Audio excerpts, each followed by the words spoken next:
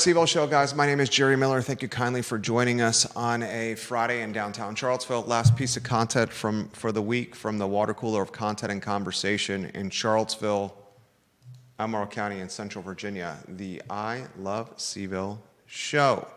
A lot I want to cover on today's program, including a new letter authored and John Hancocked by Delegate Katrina Callsen and State Senator Cree Deeds. This letter, which you can find online, released in the last 24 hours with a stamp of October 23rd, 2025, right after the I Love CVille show yesterday aired. This letter was released. We know these folks watch the program. Is 4 paragraphs long. I will highlight the letter for you on today's show. They are chastising, they are rebuking, they are reprimanding, they are downright scolding Interim President Paul Mahoney and members of the UVA Board of Visitors to express their extreme disappointment in Interim President Paul Mahoney's decision to enter into an agreement with the Trump administration in an attempt to suspend federal investigations and preserve federal funding. Katrina Callsen and Senator Cree Deeds are of the mindset that an interim president should not enter into a 3-year agreement and offer unprecedented access, intel, and data, basically open the books on UVA from a quarterly standpoint. Every 90 days, they're going to provide reporting and data and intel to the Trump administration to make sure Donald Trump has his influence and control over this 36-month period of time, 36 months, basically his second term in office. And Callsen and Deeds are saying, you shouldn't have done this, dude.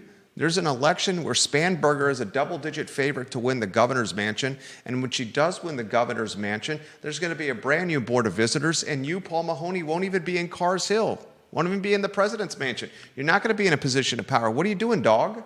That's what they're saying. They're like, what are you doing, dude? You're getting into a 3-year agreement with Trump, and you got the interim tag? You got no business doing that, and they're scolding him. They're reprimanding him. The reality is, Callsen and Deeds have very little influence over the University of Virginia. And we saw that when Cree Deeds put his fist on the table and said, UVA and the Board of Visitors, the rector and the vice rector, you're going to answer these 46 questions. They ignored him. They weren't going to answer the 46 questions Cree Deeds demanded that the rector and vice rector answer. They ignored his deadline. They basically cock-blocked him and said, we're not going to talk to you, dude. We're going to unpack this letter from Katrina Callsen. It's her letterhead. Cree Deeds co-signed it on today's edition of the I Love CVille show. We're going to also highlight the fact that city home values are down 6.1% year to date. Median home values, new construction and existing construction, single-family detached homes only, year to date. This period of time, January 1 to October 24, this year versus last year, city values are down 6.1%. We're going to unpack a direct message I received from a very smart fellow. He's watching the program right now. I hope he thinks that he knows that I think he's a very smart fellow. He's asked for some anonymity. No, it's not Deep Throat. And he said, the true impact of violent crowd sale is much more significant and resonates much longer than a rescue of the arts. Instead, the true impact is the overpayment to the tune of $7.4 million. Assessment is basically 6.2, an overpayment of $1.2 million. And the impact that's going to have on assessments around the downtown mall in about 18 months. And how that will be passed down to small business owners who are leasing space in Charlottesville and impacted in the form of triple net leases or escalating rents as the landlords try to recover some of that tax exposure or tax base. We'll talk about that on today's program. I want to revisit the designated outdoor refreshment area. I mean, goodness gracious, now that 27,000 square foot shelter is about to be purchased, that building on Holiday Drive, right? Mm-hmm. They're going to spend $6.2 million on that, J-Dubs. Yep. They're going to spend at least $6.2 million just to purchase. You're right, and millions more, Judah, no doubt, to retrofit and outfit it to turn it into a campus. Yep. So you're going to be on the hook minimum. You're going to be on the hook $10 million, and then they need to find somebody to operate the shelter, paying them $500,000 to $1 million in perpetuity. Once you're on the hook $10 million plus, and then have a contract in place in perpetuity to fund some kind of nonprofit or for-profit operator for this homeless campus, this homeless shelter, you better have a plan in place to better your community, because you've created a significant commitment for taxpayers. And that plan in place, ladies and gentlemen, needs to be banning public camping and the implementation of a designated outdoor refreshment area for downtown Charlottesville, a DORA, from the Omni Hotel to the Ting Pavilion year-round. I'm not just talking the Tom Tom Festival. I'm talking year-round. We'll talk about that on today's program. I also want to unpack the $107 million sale of the flats a little bit further. $107 million sale for the flats. This is a pretty significant sale, ladies and gentlemen. This building traded, was it in 2016, Judah, for $77.5 million to peak campus development? The price has increased drastically over a very short amount of time. From 2016 to 2025, that's not even a 10-year period of time. It goes from $77,500,000 the flats to $107 million. The tax bill for the flats, ladies and gentlemen, back of the napkin is $1 million. The exact number is $903,258. We'll call it $1 million. Remember, that's based on a 2025 assessment of $92 million. This is an arm's length transaction now for the flats, $107 million. So we know that assessment of 2025 at $92 million is going to jump to $107 because it just traded. Yeah. The impact that this is going to have is very similar to the impact that the Violent Crown deal is going to have. Is it's going to make the tax bases, the tax bills that are due for all those student towers even more costly, which is then going to force the REITs that own the student towers, the real estate firms that own the student towers, to uptick their rents, how much they charge per bedroom. That's going to then force more students into working class neighborhoods, because not everyone can afford $1,500 a month rents, $2,000 a month rents at these luxury student towers that are for rent. So much to unpack on the program. Like and share the show. We work hard for you. The only thing we ask in return is that you like and share the show. Judah Wickhauer, I would like for you to go to the studio camera, please. And then I'm going to weave you, my friend, in on a two-shot. William McChesney, hello. Philip Dow, hello. Let us know what you're doing this weekend. Pound that like button and subscribe to our YouTube channel, the I Love CVille Network. Judah, I'm going to ask you a riddle. My wife called this a dad joke. I thought it was a riddle. She said this is a dad joke. What is a three-letter word that starts with gas? Can't use the word gas as your answer. Three-letter word that starts with gas. What is a three-letter word that starts with gas? Viewers and listeners, what is a three-letter word that starts with gas? Judah Wickhauer is very good at solving riddles. Viewers and listeners, do you know the answer? Don't Google it. William McChesney, Spencer Pushard, Kate Schartz, Stephanie Wells Rhodes, James Callen, George Gilmer, Kevin Yancey. Car. Bad. Judah Wickhauer is so good. I had no doubt that you were going to get a three-letter word that starts with gas.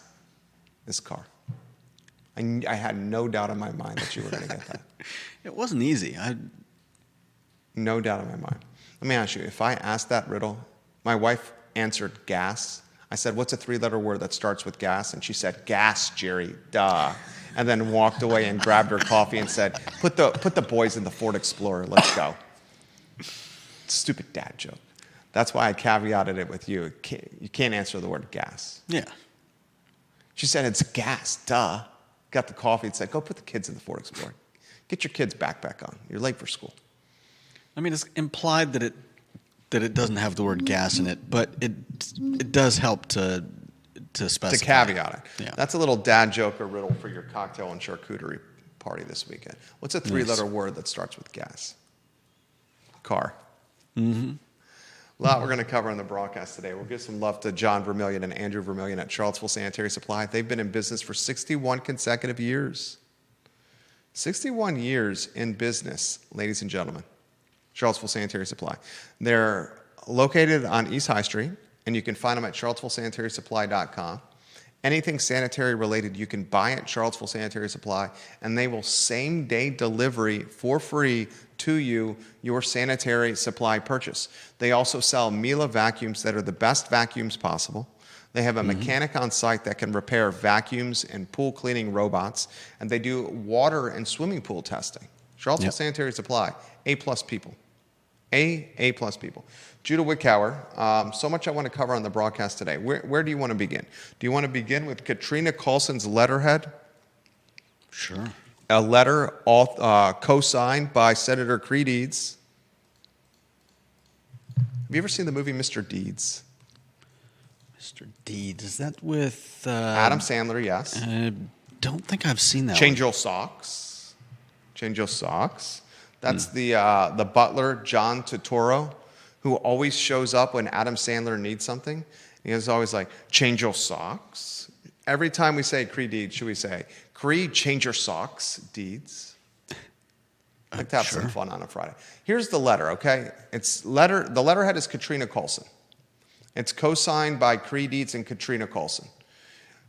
They addressed the letter to Interim President Paul Mahoney and members of the UVA Board of Visitors. I'll just read the letter since it's so short. We write to express our extreme disappointment in Interim President Paul Mahoney's decision, supported by the Rector and Board of Visitors, to sign a settlement agreement with the Trump administration in an attempt to suspend federal investigations. This action makes the University of Virginia the first public university to enter into such a far-reaching agreement, calling into grave question your ability to adequately protect the interests and resources entrusted to you by the Virginia General Assembly.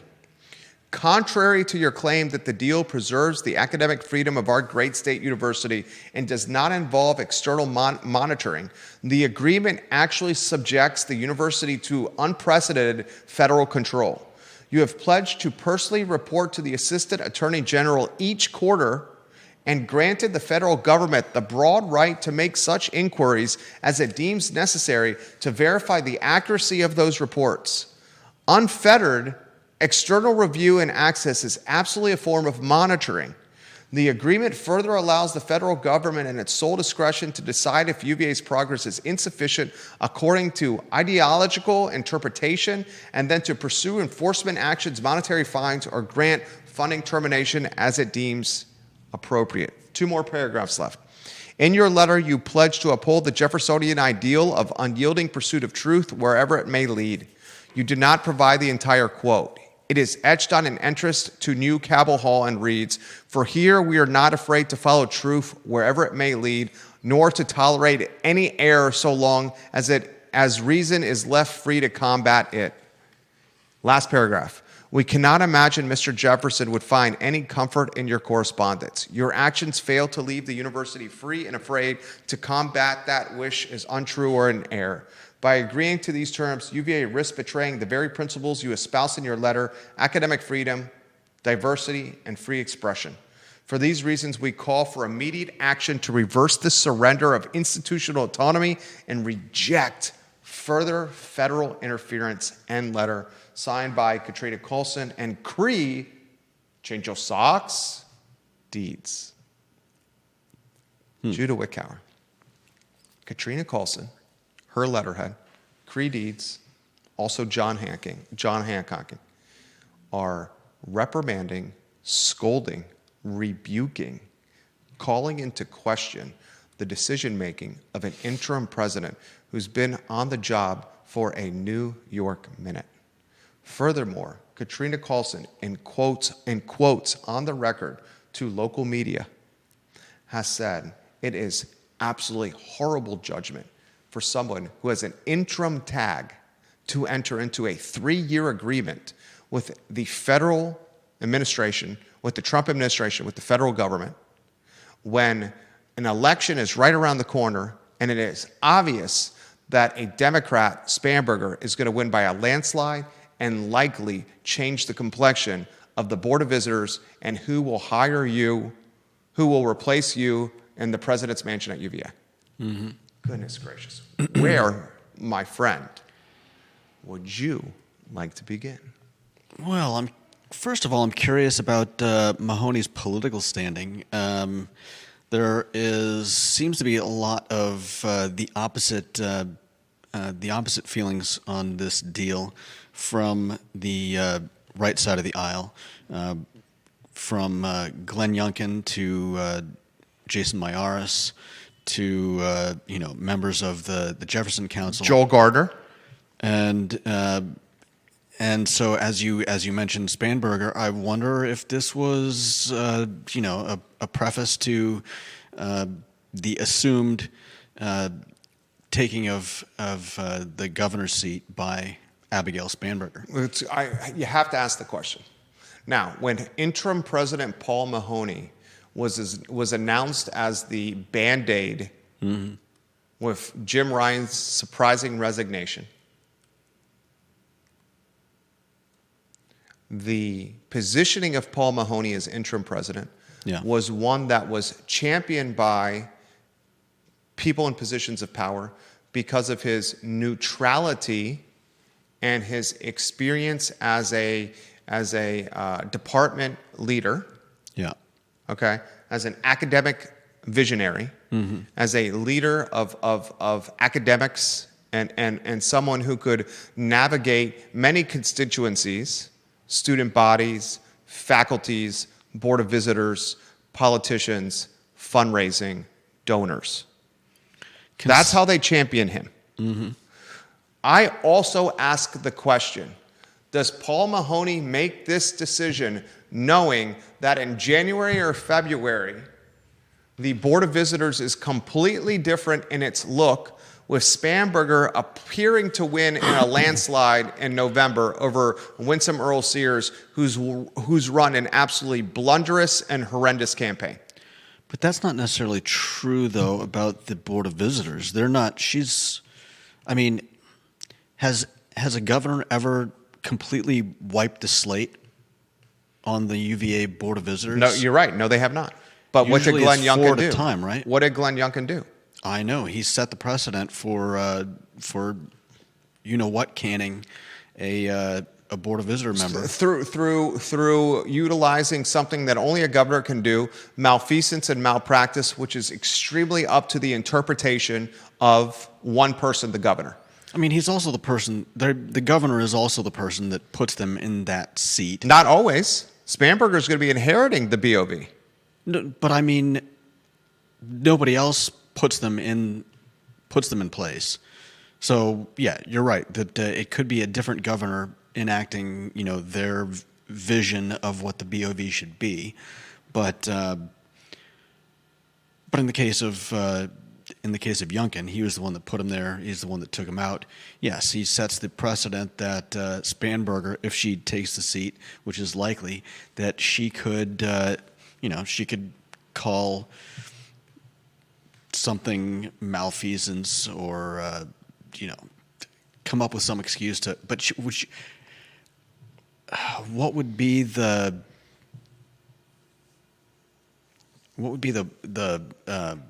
kickback? Not the kickback. What's the word I'm looking for? What would be the leverage for the Spanberger to change the BOV? Is that what you're looking for? What would be the look if she completely wiped the BOV? This would be the look.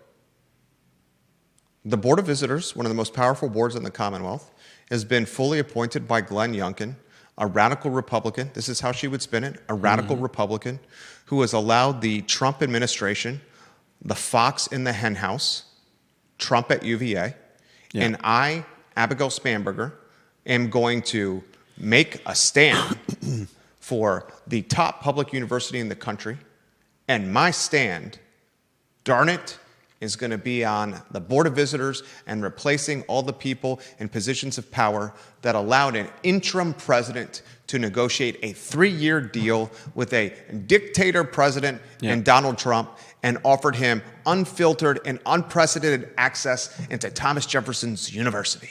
That's how Abigail Spanberger, your office should listen to this show. This is what you're going to do. I'm predicting the future here on the program. You push back? Au contraire, mon cher? I would say that she's got to be very careful in doing that. Why? What happens if there's no BOV? What do you mean?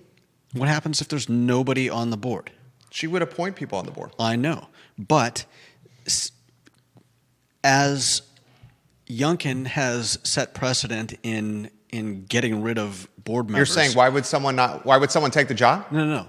As he's set precedent in getting rid of board members, the Democrats have set precedent in not allowing any new board members. Yeah, the Democrats control the General Assembly. Okay. Then so they'll you're have a saying- Democrat in office as governor. She won't have anybody blocking these appointments. That's So fair. that argument does not carry water, All right. carry weight here. She's got the backing of Richmond. Okay? Then it's a Democrat in office. Philip Dow thinks that Winsome Earl Sears is going to win. Philip Dow, I'll bet you a bottle of 10-year-old scotch. Let's take this bet. Philip, you're a man of your word. You live in Scottsville. My studio's in downtown Charlottesville. Can we bet a bottle of Macallan aged at least 10 years, please? You got Winsome Earl Sears winning. I'll take Abigail Spanberger on this. I'm not saying I'm voting for Abigail Spanberger. I'm not saying I'm voting for Winsome Earl Sears. I'm just making a proposition bet with you. You want to bet a 750 milliliter bottle, Philip Dow, on this governor's race? Put it in the feed. If you say yes in the comment section, that's a gentleman's agreement. I'll take you as a man of your word. You know I'm a man of my word. I prefer Macallan aged 10 years or older, please. Do you want to do that bet? This is what I'm saying. Are you ready, Judah Wickhauer? Mm-hmm. Spanberger wins in a landslide. I don't know about that. Spanberger is going to win by more than 8 points. Mark it down. Okay. Not even Jade Jones's nincompoop text messages that are scandalous and dangerous and concerning is going to keep Spanberger from not winning in a landslide. She wins in a landslide. You heard it here, folks. She gets on the board, remakes the board. When a board is remade, that new remade board hires the next president of the University of Virginia. That next president of the University of Virginia is going to inherit a contract that an interim president, Paul Mahoney, signed with Trump that is going to offer Trump and his administration access to the University of Virginia that's so unprecedented over the next 3 years that UVA is going to have to file literally data and offer intel, open up the books with Trump to make sure he's happy, or risk a further, more investigation and federal money, which is the most important thing. John Blair makes this point. Judah Wickhauer is not taking the bet. He's not a betting man. You mean? Philip Dell's not taking the bet. But John Blair has this comment. It's a good comment. John Blair is a smart man. He knows this stuff better than I do. Have I not been saying that UVA would ignore Creed Dietz and Katrina Callsen the entire time? The fact is this. The General Assembly gave up its leverage over UVA long ago. The General Assembly is only funding 7 to 8% of UVA's operations per year. The Commonwealth has very little leverage over UVA at this point by continuously defunding UVA's operations. Here's a question for you. Are there more than a few billionaires waiting in the wings to make up any cuts the General Assembly might make? I think you know the answer to that. That's called a rhetorical question. He knows we know the answer to that. Mm-hmm. And yes, UVA's got plenty of billionaires that would fund any budget cuts should the General Assembly try to leverage some money against the University of Virginia. Even if the federal government tries to leverage some money against the University of Virginia, the alumni base is so wealthy that it can make up that deficit. The federal funding that's coming from, the money that's coming from the feds, way more significant than the money that's coming from the Commonwealth. Actually, put that in perspective for me, John. The operating budget per UVA is what, about $5 billion? Put in perspective, John, for me, the back of the napkin contribution for from the feds to UVA and from the Commonwealth to UVA. Back of the napkin number in the comments section of LinkedIn. If you could do that, that would make this program better, and I will forever give you proverbial chest bumps on this talk show. The Callsen Cree Deeds letter, this is what Callsen, did Callsen not learn something from Cree Deeds and his 46 questions? She's basically demanding that Paul Mahoney, the interim UVA president, and the UVA Board of Visitors reverse this agreement they got into with the Trump administration to eradicate DEI and to open up UVA's books at a quarterly standpoint to the federal government. Callsen and Cree Deeds, they're not even going to get a response from the Board of Visitors and Paul Mahoney. This is going to make Callsen and Cree Deeds look emasculated of power twice for Cree Deeds, change your socks. Now, Katrina Callsen, they're not even going to get a response from this.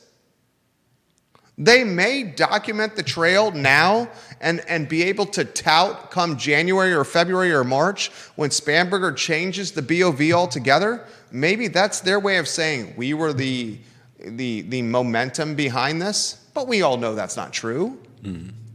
I don't see the play here for Callsen and Change Your Socks Deeds. Yeah. They just lose perception. They lose perceived equity, perceived influence here. Am I wrong in reading this? No, I think you're right. This is Change Your Socks Deeds missing twice. Like missing the chess game of perception and perceived influence, misstepping twice for Change Your Sock Deeds here. Yeah, no doubt. I mean, I wonder about Mahoney. If he really is neutral, did he think this was the best play? Did he think this was a way to protect UVA from the presidency, from the DOJ? Obviously. That's why he did it. But you just said that there are plenty of money pouring out of the pockets donors that could make up any shortfall from either the General Assembly I did say that. I also know that that's federal. That's going to require some fundraising efforts. And the money from the feds is every year. And how much fundraising can you do on a yearly basis if you turn your back on the feds? Isn't it, John, somewhere between $500 and $1 billion a year there? I sincerely would love to know that.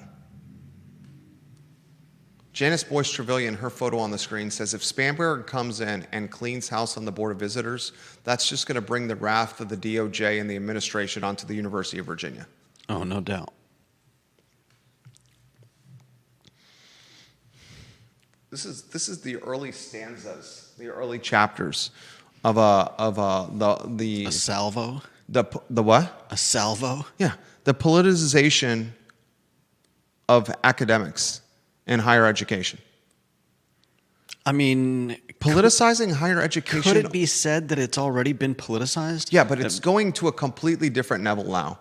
A completely different level now. And the only folks that lose in that scenario are financially marginalized students, unresourced students and families.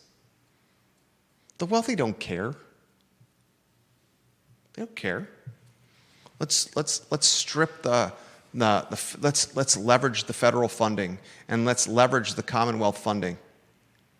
Who's going to get impacted by that? The people that need the funding. I mean, that's always the case everywhere, in every situation. You know who's not impacted by stripping financial contributions? People that have finances and money. But that's the case everywhere.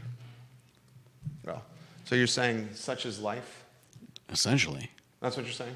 We don't have to like it, but that's the just way the way of it things. is. Yeah, That's the way it is. You're right.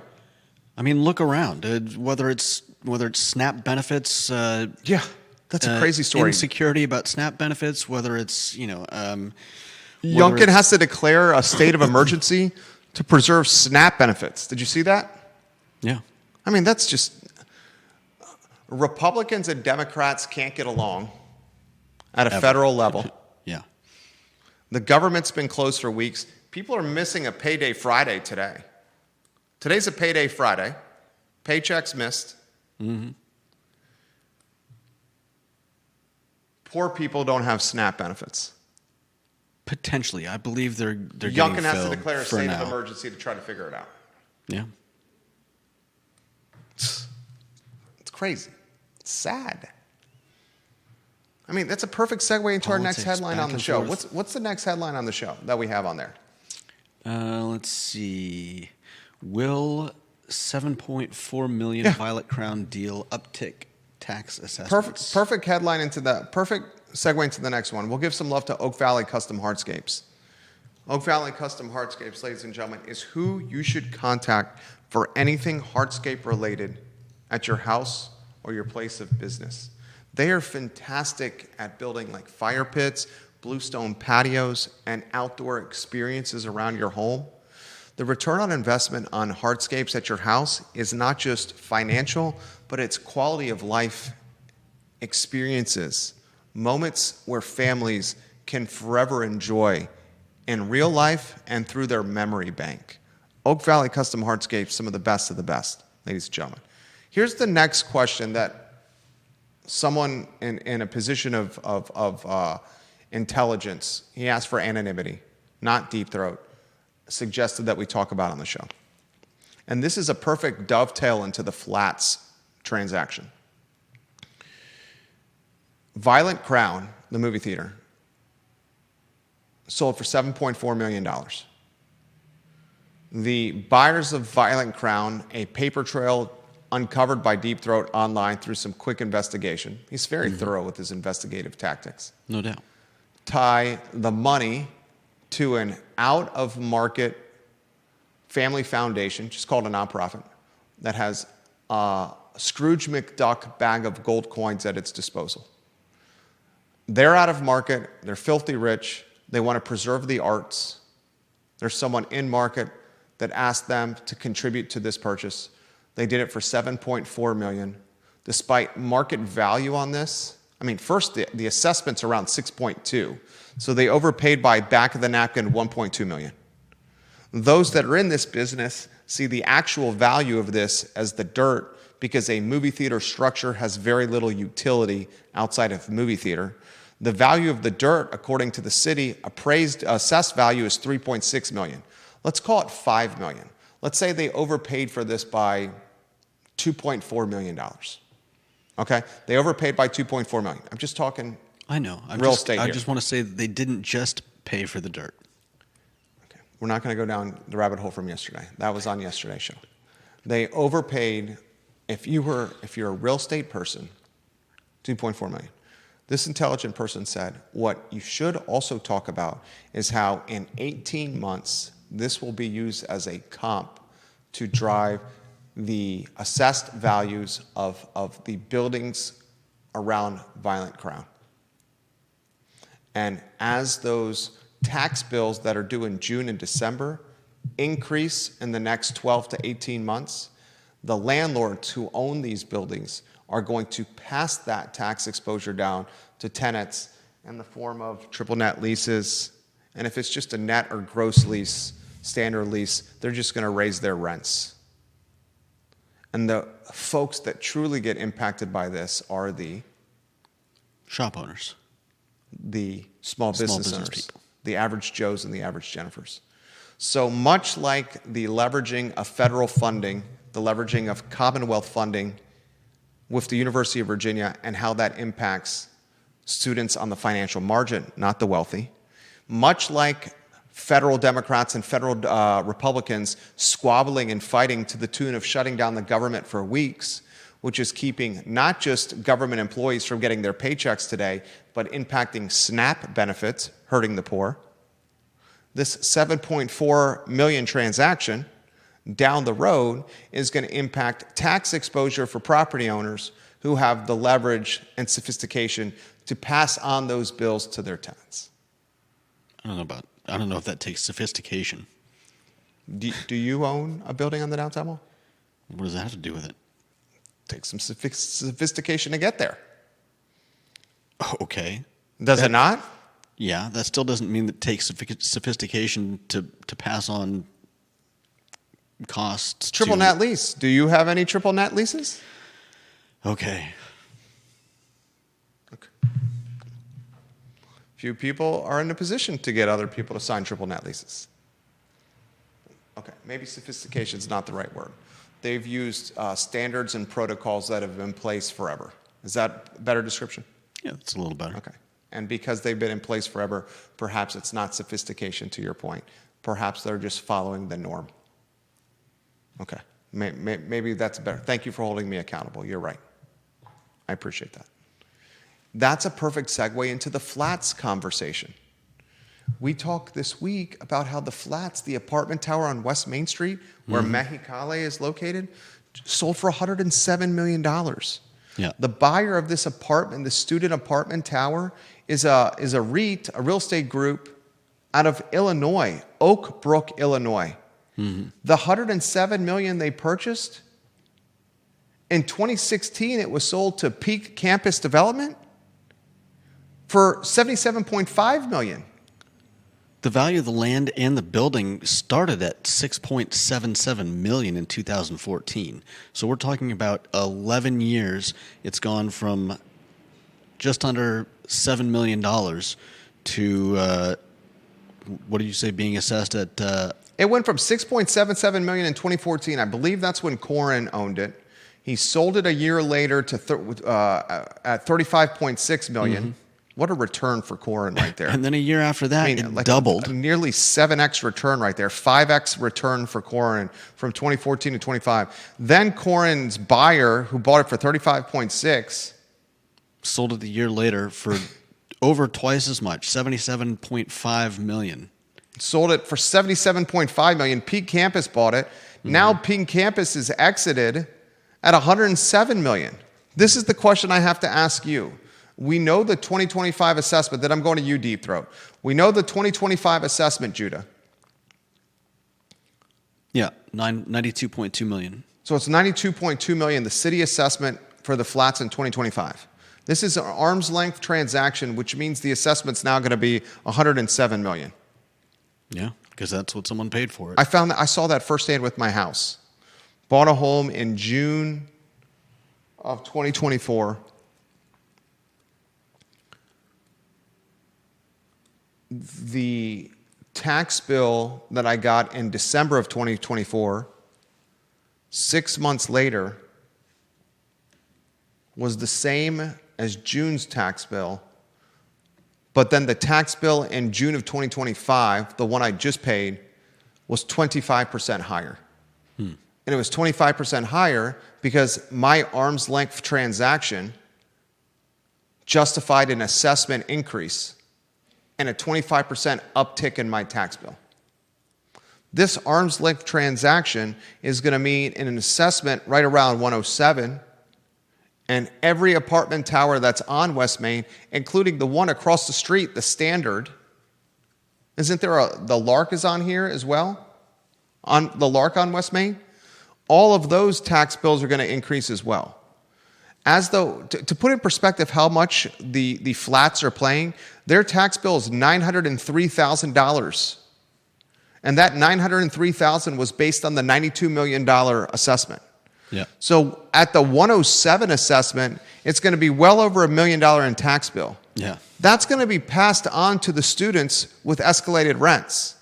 The students are already paying $1,500 a bedroom to rent in the flats on West Main, $1,500 a month for a bedroom. It's nuts. The only people that are affording $1,500 a month bedroom and UVA students are wealthy families.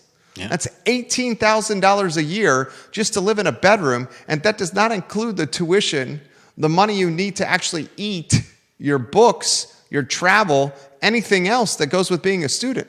Yeah. That means students who cannot afford $1,500 a month rents are going to have to go hunt and hustle for housing affordability that they can actually, their parents can afford. It's not the students paying it in most cases, which means the students will start infiltrating working class neighborhoods even more. especially with we've heard about the locations near the university, where students are not looking anymore to bunk up 10, 15 people to a house around the grounds anymore like they used to. They're spreading out further. They're going to places like the flats. They're looking for individual housing in some cases. Deep Throat offering more color to this. Thank you, Deep Throat, on that. He says do you have the GIS in front of you, Deep Throat? I should have the GIS in front of me. He says Capshaw exited to peak campus at 77.5 million. That Corin's the real winner. Confirm that with the GIS, if you could for me, Deep Throat. And then he highlights that from 2016 to 2025, the appreciation on the flats was 3.8% a year, which is not that great. The S&P returned 14% annualized over that period. ZHVI Charlottesville went up 6.2% annualized in the same period. He says the real winner was Capshaw with that sale at 75 million. No doubt. And yes, he's confirmed it is who sold at 77.5 to peak. That's crazy. No doubt. The man crushes it. The man's. I know his. I have not been told that Corin watches or listens to the show. I have been told that his lieutenants watch and listen to the show. His lieutenants that watch and listen to this show, please pass on to Corin that your boss has the Midas touch. He has the Midas touch in so much. Mm-hmm. Deep Throat says, on the tax question, I thought that the assessor looks at the rent roll more than the sales when it comes to commercial properties, but maybe they only do that when the sales price methodology shows a lower price than the rent roll one. It's both. I can answer that one. It's both. And the arm's length transaction, I can also answer this one. As someone who owns commercial real estate in downtown, albeit at a significantly smaller scale, as you know, Deep Throat, but for the knowledge of the viewers and listeners that don't know, it is both the rent roll and arm's length transactions. And I do know this because I sold one in January of last year. All right. Jody Carbone watching the program. She says, as insanely as Winsome Earl Sears presented herself in the debate, and as insane as the voters are these days, you might be right. I think she's talking about that Spanberger is going to win in a landslide. And Winsome Earl Sears came across as a crazy woman in that debate with Spanberger. I don't think either of them did very well. Winsome Earl Sears was... I know. Did you watch the debate? Spanberger was robotic. I mean, did you see her staring straight ahead, refusing to interact? Or answer questions? All Abigail Spanberger has to do is keep her head down now until November. That's fair. That's all she has to do. Winsome Earl Sears, how would you describe her performance in that debate? That was the Wavy TV 10 debate. That was, How would you characterize Winsome in a nutshell, succinctly? She was trying to antagonize, elicit Trump. Yeah, right. That's what she was doing. That's exactly what she was doing. 100% what she was doing. I don't think the blueprint of Trumponian tactics in this election cycle is an effective strategy. Not with a government shutdown. It also doesn't work for everyone. He has a way of... He has the je ne sais quoi to do it. The air... He's got what he does down. Yeah. That's... You can't duplicate that. Right. To your point. Wild times. What other headlines do we have on today's show? At the 121 marker of today's program. Getting multiple phone calls home here. Values. You see the text message here about picking up the signed lease and the first month's rent and the security deposit. The tenant has confirmed. Yeah, I saw the thumbs up. 2:30 to 3 o'clock for picking up the the first month's rent, the security deposit, and the signed lease, please. What was the other one? Oh, yeah. This is just Median a nutshell. home values, DORA. I feel like we should keep... Oh, John. I hope John's giving me that answer. To John? John says, just to be clear, I'm not taking anyone's side in the UVA debate. I've just been pointing out that UVA has grown to be so large and so powerful with so many powerful alums, donors, that the state legislature really doesn't have much leverage left. That's just the reality. Conan wants to know, maybe you can find this in the CVille Weekly article that Sean did. He wants to know how many beds at the flats versus the current rent per bed. Let's see. I think the bed number is in that story. Bed number of the flats. Now, the bed number they have is 95,000, but that's what the group in totality owns in 146 countries, 82 colleges and university markets across 35 states. God, this company has 95,000 beds under their ownership. Yeah. 95,000 times 1,500. Is my calculator even going to go that high? That's monthly rent of $142,500,000. If I just take 1,500 and I times it, and I'm not saying that's the number. I know that's the number for Charlottesville. Especially not 146 countries. What's that? Especially not across 146 countries. Right, but the only knowledge that I have on this company is the flats, and I know that because I play squash with a fourth-year student that lives in the flats. He's very good. Was on the UVA squash team. He is going to be, his name is Bez. I think he's going to be an ambassador. He speaks 5 languages. This dude's off the charts smart. Hell of a squash player from California. He's paying $1,500 a month. So $1,500 times 95,000 beds is monthly rent of $142,500,000. That's insane. Times 12. My calculator refuses to do that. Do we have the beds on the flats? It's not in that article. You might be able to find it with a CVillepedia search. Let's see. Found something called Maple Tree that says the flats at West Village is a 622-bed student accommodation asset. Deep Throat just said 600. You have 622? Yeah. All right, Deep Throat. Okay, so 622 times 1,500, 933,000 a month times 12, 11 million plus. That does not include the retail storefronts.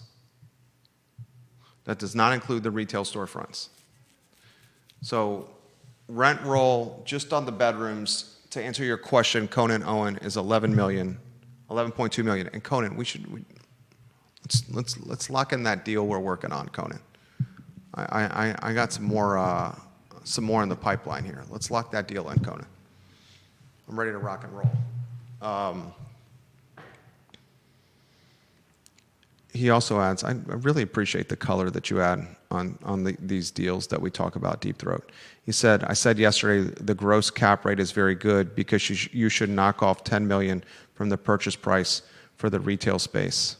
But it also tells you why student housing is what everyone is building. Yeah, 100%, because it's mommy and daddy's credit card, and mommy and daddy will pay whatever little Johnny and little Jennifer wants in this 4-year period of time we call college. That is a rite of passage, where it appears that parents are willing to go $250,000 to $500,000 in debt for little Johnny and little Jennifer to pursue art history majors, only to have to go to a graduate school or get into social work, because that's all art history degrees yield.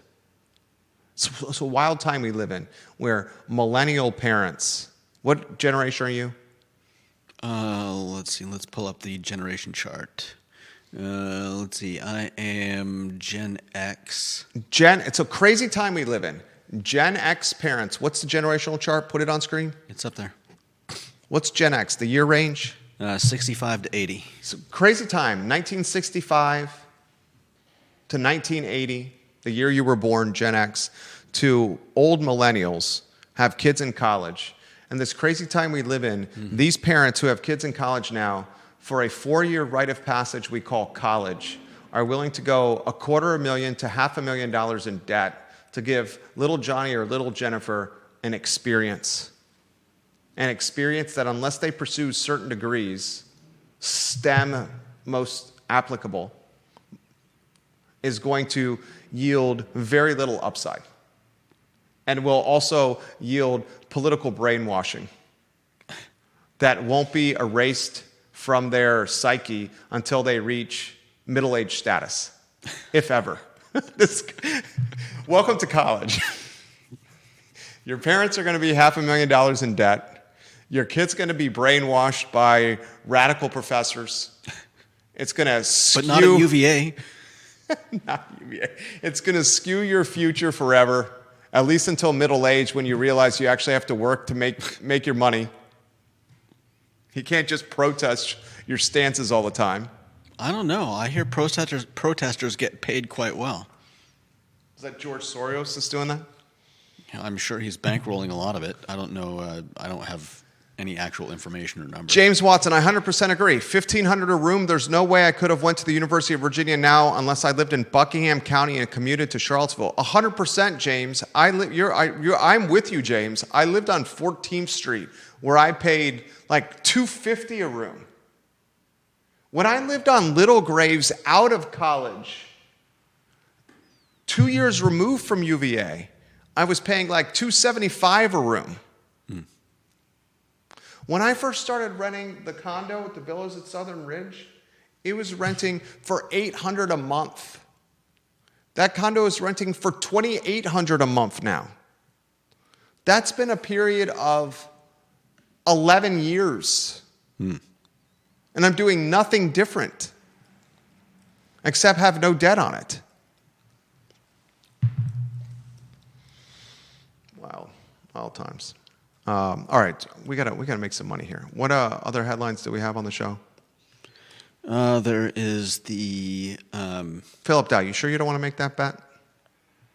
median home values and DORA. All right, I'm just going to keep saying this. I think we're the only platform saying this. I don't even call what I do journal. This is not journalism. This is more entertainment than journalism. Our show is about reading the news and passing it on to you through our perspective. It's commentary, okay? It's focused on business and real estate because that's how we make our living. We are the only platform locally that is passing on to people in this community, in particular city homeowners, that the median values of the transactions in the city of Charlottesville, I have the data in front of me. This is straight from Paragon, crunched by Keith Smith himself. In 2025, there's been 240 homes sold, single-family detached, new construction, and existing construction. 2025, 240 homes sold. They have a median value, those transactions, of $563,000 and a days on market of 25 days.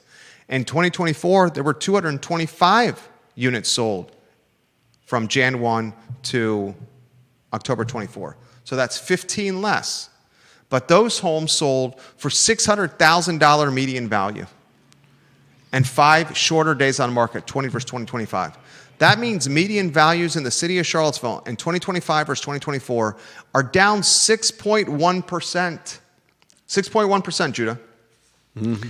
And to use Albemarle County as a comp, because it's the neighboring jurisdiction, county homes in that same period, 2024 versus 2025, are up 4.3%. Yeah. Does anyone in the city of Charlottesville or local government or city hall care that the homes that are trading in 2025 are down 6.1% versus last year? Does anyone care about this? I think this is significant. Do you think this is significant? Yeah. When Albemarle County, the neighboring jurisdiction, is up 4.3%? I mean, could this be reaction to how quickly property values have risen in the last few years in the city? This is a reaction to piss poor policy and piss poor leadership. One party control, and the positioning of activists, ideology, and intentions above common sense and what's best for the population as a whole. That's what this is in reaction to. When you allow a homeless population of 200 people to impact the brand identity of a city and call into question safety whether true or perceived, you have a problem. Just a few years ago, people were sprinting to the city to live because of live, work, play. Yeah. And convenience and dining and shopping and music, quality of life, walkability, bikeability. All right. John Blair. John Blair, you make the program better. From a quick search, UVA received $600 million in federal funds in 2024. $200 million came from the Commonwealth. Think about that. Gosh, John, you made the program better. Say it again. UVA received in 2024 more than $600 million in federal funding and just $200 million from the Commonwealth of Virginia.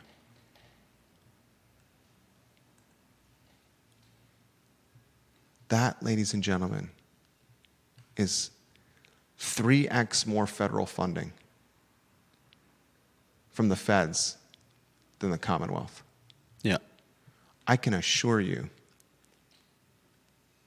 that UVA can fundraise $200 million.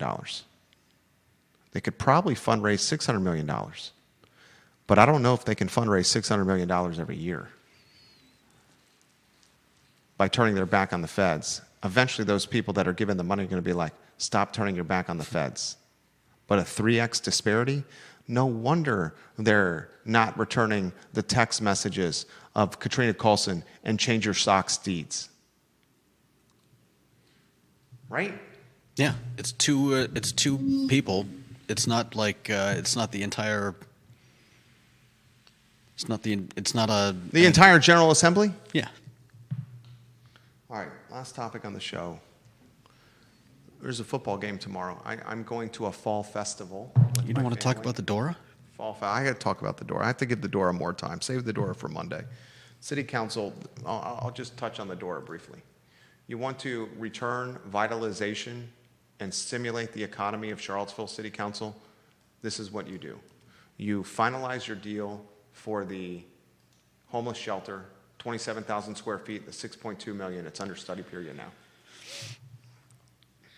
Then you invest what is probably going to be $5 million or more to retrofit the building. So you turn it into a homeless shelter and a campus with wraparound services, showers and laundry and drug counseling and alcohol counseling, computer labs and beds and hangout areas and other amenities. Make it a campus, a library, make it a campus, okay? And then once you have this 27,000 square foot homeless campus, you ban public camping with an eye toward the downtown mall. When you do that, it offers the police the opportunity to enforce no sleeping on the mall. No camping on the mall. No storing your belongings on the mall. Obviously, that should be the case. Once you've done that, then it's a very looking downtown. Then City Council needs to rubber stamp a designated outdoor refreshment area where you can walk from the Omni Hotel to the Ting Pavilion with an alcoholic beverage that you've purchased at the businesses on the mall, which will generate meals tax revenue and increase foot traffic on the downtown mall. This is a way to stimulate downtown Charlottesville, draw momentum to downtown Charlottesville, which will then spill over into the neighborhoods around downtown Charlottesville, which will fix this median value home situation where homes are downtrending, because then people are going to be like, you mean I can walk from Belmont or North Downtown, or I can walk from Hogwaller, I can walk from Midtown, I can walk from Preston, from Rugby to the downtown mall with my family, and we can walk up and down the mall with a beer or a wine or a cocktail in our hands? That will get people, if you build it, they will come. Field of Dreams, Shoeless Joe Jackson, Kevin Costner, James Earl Jones. My biggest worry about this whole venture is that either the houseless population will eschew the use of the shelter because they don't like the location, or they'll use it as an overnight and then they'll head back to the downtown mall. But you're not going to be able to camp or store your possessions on the mall. And if they start coming back to the downtown mall in enough numbers, they're going to be drinking Colt 45s on the mall? When the ordinance again gets brought before the city council, there will be cold feet, just as we've seen recently, and it will again be tabled indefinitely. and we'll be back in the same situation, except we'll have spent millions of dollars on a shelter that is certainly, hopefully, a help to the houseless population, but will do little to ease what's going on That's downtown. That's a valid and fair concern. That's why if they spend 6.2 on the purchase and $5 million plus to retrofit it, if they don't dovetail that with policy that prevents panhandling, loitering, camping, and storing of possessions on the mall, then they've spent $10 million plus for nothing. I mean, it's not for nothing. Hopefully, it will help people, but in terms of assisting the city, they need to. One of my friends, who's in a position of clout and influence, thinks that this homeless campus will be an epicenter for mid-Atlantic houseless. So instead of the 200 give or take that we have now, we'll have double, triple. Yeah. If you build it, they will come. That's what he thinks. And he said that to me, and like we were playing Padel, and he said that to me, and I just did like one of those hard throat swallows. I mean, that is always the balancing act of building shelters, of reaching out to help the houseless. If you're doing it, and other localities are not, it makes Albemarle County's not doing it. No. Albemarle County better be worried though that there's 27,000 square foot homeless shelter right on the Albemarle County line though.